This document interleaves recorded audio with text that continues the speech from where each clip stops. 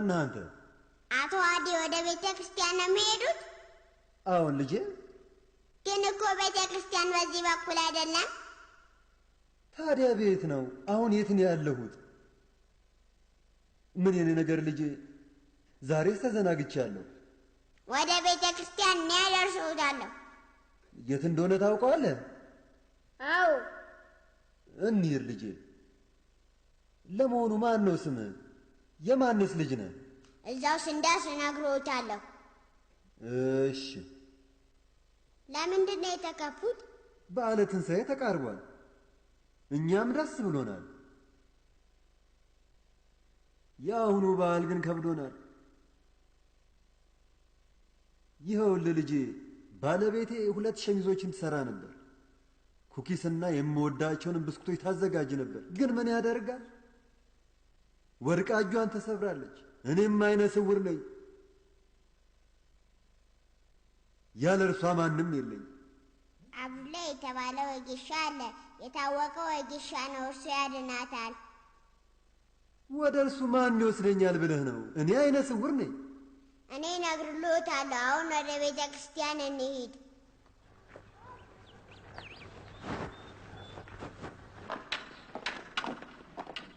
ቤተ ክርስቲያኑ ይኸውሉ ደርሰዋል።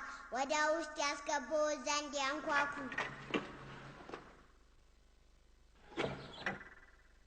ቆይ እስኪ ከመግባቴ በፊት ስም ማን እንደሆነ በታታ የማን ልጅ እንደሆንክ ንገረኝ እንጂ። እኔ ቂርቆስ ነኝ።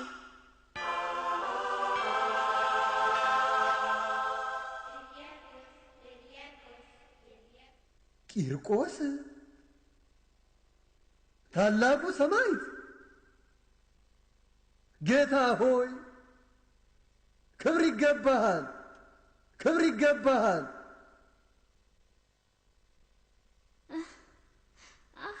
ወይኔ ምን ሆነሻል?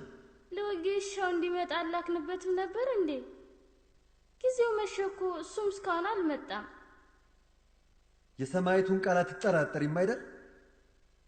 እግዚአብሔር ይቅር ይበል። ግን እኮ ስለ ወጌሻ የነገረን በቂ ነው። የቀረው ነገር የኛ ጉዳይ ነው። የሰማዕቱን ቃል አምነን በጥንቃቄ ልንቀበለው ይገባል። ሰማዕቱ ወደ ወጌሻው ሄዶ እንደሚነግርልን ቃል ገብቷል። ማድረግ ያለብን ነገር ቁጭ ብለን መጠበቅ ብቻ ነው። ይኸው መጣ። አንቺ እምነት ጎደለሽ። ለምን ትጠራጠሪያለሽ? እኮ ለምን ትጠራጠሪያለሽ? ለምን ትጠራጠሪያለሽ?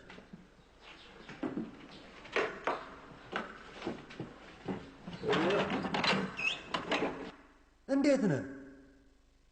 ወጌሻ አብዱላሂ ነኝ። እንዴት ነህ አቶ አብዱላሂ? ደህና ነኝ፣ ደህና ነኝ። ግባ። እንኳን ደህና መጣ። እስኪ ንገረኝ፣ ስለ ባለቤት የነገረ ማን ነው? አድራሻዬን የሰጠ ማን ነው? አንድ ትንሽ ህፃን ልጅ ነው፣ መልከ መልካም የሆነ ልጅ። ባለቤቴ የደረሰባትን አደጋ ሁሉ ነገረኝ። ይህ ልጅ ቅዱስ ቂርቆስ ነው። እግዚአብሔር ይባርከው። ወደ ቤተ ክርስቲያን ሲሄድ ወደ እኔ መጥቶ መንገድ እንደተሳሳትኩኝ ነግሮኝ ወደ ቤተ ክርስቲያን ወሰደኝ። አይነ ስውርና ረዳት የሌለኝ መሆኔን ያውቃልና እርሱ ነው ስለ አንተ የነገረኝ። እግዚአብሔር ይባርከው። ና ና፣ እዚህ ነው ያለችው። አሁን ይሻልሻል፣ ቶሎ ትድኛለሽ። ምንም አትስጊ፣ አትፍሪ።